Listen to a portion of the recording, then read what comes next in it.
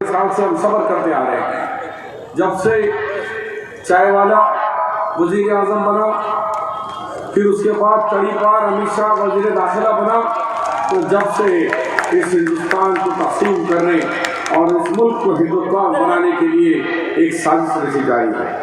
जो पहली साजिश 1927 में वीर सावरकर ने उन्होंने किताब लिखकर कहा था कि नाज़ीज़्म जर्मनी से जिस तरीके से यहूदियों को हटाया गया था, इसी तरह हिंदुस्तान के अंदर अक़लियतों को और का हक़ भी नहीं देना चाहिए और अक़लियतों को तबाह यहाँ से 2 नंबर का शहरी करना चाहिए।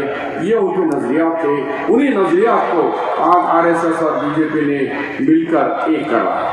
लेकिन कभी हमें अफसोस होता है, 100 खुदाओं को मानने वाले एक प्लेटफॉर्म पे RSS के प्लेटफॉर्म पे आ रहे हैं और एक खुदा को, एक आखिरी रसूल मोहम्मद मुस्तफ़ा सल्लल्लाहु अलैहि वसल्लम को मानने वाले, एक कुरान को मानने वाले मसलकों के बुनियाद पे हम अलग अलग होकर बढ़ गए, जिसकी वजह से आज हमको एक दिन देखना मिल रहा है।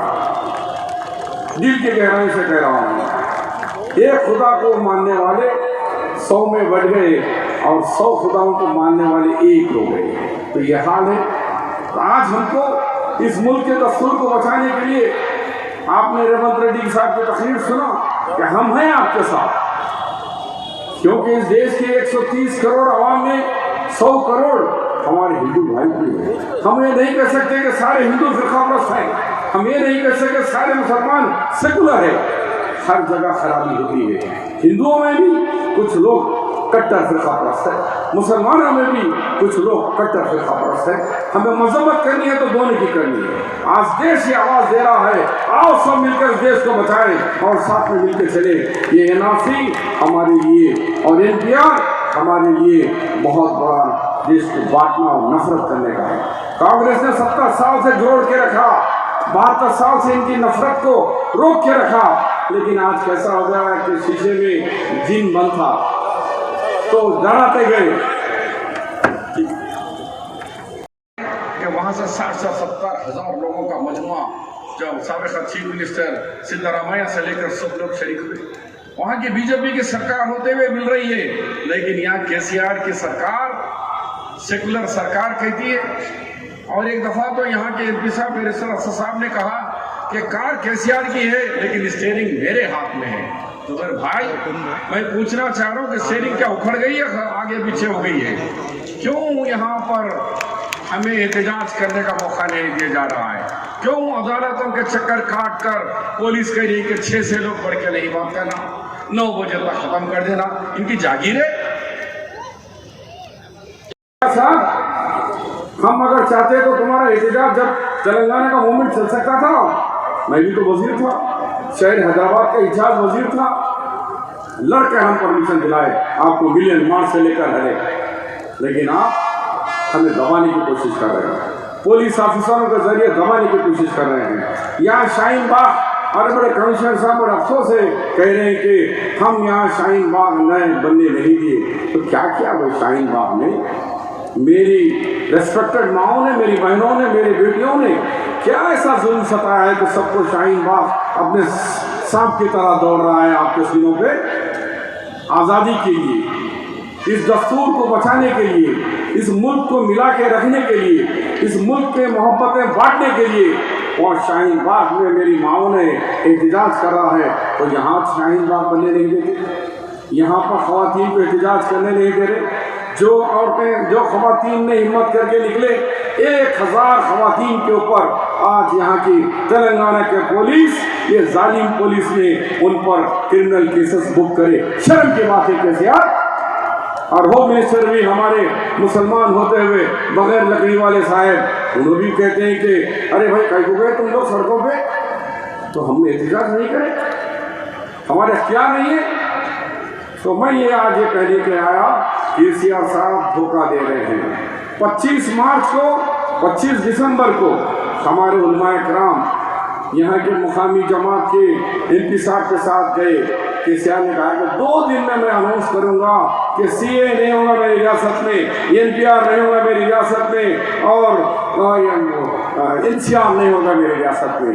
लेकिन झूठ, उन्होंने आप उलमाए कराम को झूठ बोला है। इसलिए कि मेरे पास ऑर्डर कॉपी है कि इसने ऑर्डर दे चुका है 10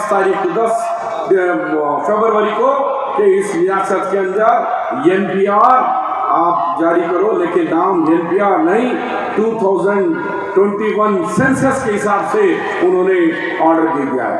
धोखेबाज कैसे अब कहने को आ गए चाय वाले या तड़ी पार अमित शाह, अब ये देश तुमसे डरने वाला नहीं है। आज हिंदू मुसलमान कंधे से कंधा मिलकर इस देश के संविधान को रोकने के लिए हम सब मिल के आए। इस टाइम पर बेंगलुरु में हमने देखा, कर्नाटक में हमने देखा कि एमआईएम पार्टी के एमपी एमएलए थे, वारिस पठान के थे। ये गधा कहाँ से आ गया नहीं मालूम। बड़ी अच्छी मीटिंग चल रही थी, कहा 15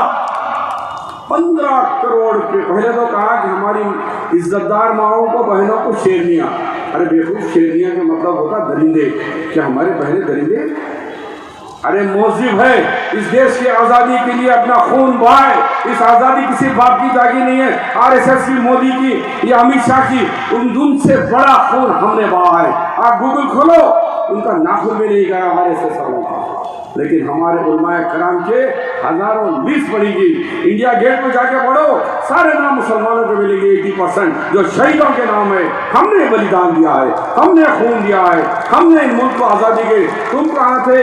तुम तो अंग्रेजों से माफी मांगकर पैर पड़ रहे थे अंग्रेजों के आरएसएस वाले। लेकिन आज हमको कह रहे हैं कि आप बताओ सर्टिफिकेट कहाँ है। तो इसके लिए हम भी जिम्मेदार हैं। मैं पूछना चाह रहा हूँ कि वारिस जी, क्या आपको हमारे माए बहनें आपको शेरनी के लिए लड़ने के लिए बैठे हो लोग? 2-2.5 महीने से बैठे हुए हैं, छोटा सा इंसिडेंट भी नहीं हुआ। बताओ कि -डिग्री के अंदर मासूम बच्चों को लेकर, एक खातून का 12 दिन के बच्चे को लेकर तक भी वहाँ बैठी हुई है। बच्चा मर भी गया, फिर भी 4 दिन के बाद औरत आकर बैठी हुई है। तो उसके जज्बे को सलाम करिए, सलूट करिए। सलाम शाइन बाके मेरी माओं को, बहनों को, मेरी बेटियों को। उसके बजाय शेरनी करे, उसके बाद करे 15 करोड़ आ जाएंगे।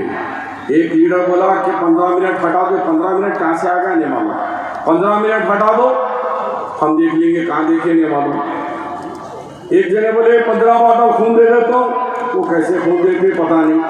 अब ये आया कि 15 करोड़ तेरी जागीर है। 15 करोड़ पे ठेका लिया तुम, ठेकेदार है तुम। 15 करोड़, अरे हमको हिंदू भाइयों के साथ मिलकर लड़ना है। हम कुछ जंग करने के लिए नहीं जा रहे, हमारे दस्तूर को बचाना है। तो हमें पार्लियामेंट के अंदर 542 सीटों के 44 में हमारी मेजॉरिटी 250 के ऊपर होनी है, 274 होना है हमको। तो वहाँ करेंगे या फिर एक के ऊपर हम इंसार करेंगे। अब आपको फैसला करना होगा कि हमको हमारी इस मुल्क के साले में तो रेवंत और शब्बीर मिले तो ताकत बनी, सोनिया गांधी और तमाम 20 अपोजिशन बने तो अपोजिशन बनी। एक आदमी से नहीं हो सकता भाई। बिल फाड़े, मैं भी फाड़ा, रेवंत रेड्डी भी फाड़े। रेवंत रेड्डी को हमारे को पूरा एक सेशन बर्खास्त कर दी केसीआर साहब। वो मार, हम गवर्नर को मारे, वो गवर्नर को रहने के चेयरमैन को लगा, चेयरमैन हाथ चले गए और 20 दिन हॉस्पिटल में जाना हो गया। स्वामी गौर साहब हमको एक सेशन पूरा 1 महीना सस्पेंड कर दिए। तो नई चीज़ नहीं है। हरीश राव गवर्नर को मारे उठा के, जब तेलंगाना की गड़बड़ में। ऐसा बहुत दफा होते रहता है, मगर उसके लिए हम ये समझ रहे कि कुछ होगा। तो भाइयों, कुछ ऐसे सरपसंद लोग जो आज मुल्क जर्मनटन हॉस्पिटल ऑर्थोपेडिक से मुताल्लिक हर मरीज यहाँ शिफायाब। इनाम याफ्ता doctor Mir Jawad Jar Khan, senior orthopaedic surgeon, advance operation theatre, ICU, digital x-ray, laboratory, physiotherapy, pharmacy, sharing और प्राइवेट रूम्स, लेडी डॉक्टर्स और डॉक्टर अर्जुमन सुल्ताना गैनाकोलॉजिस्ट की खिदमात हासिल। वाजबी फीस और मुकम्मल सहूलियात से हजारों मुतमईन। एम्बुलेंस से आरास्ता Germanton orthopaedic hospital, pillar number 150, Attapur, Hyderabad.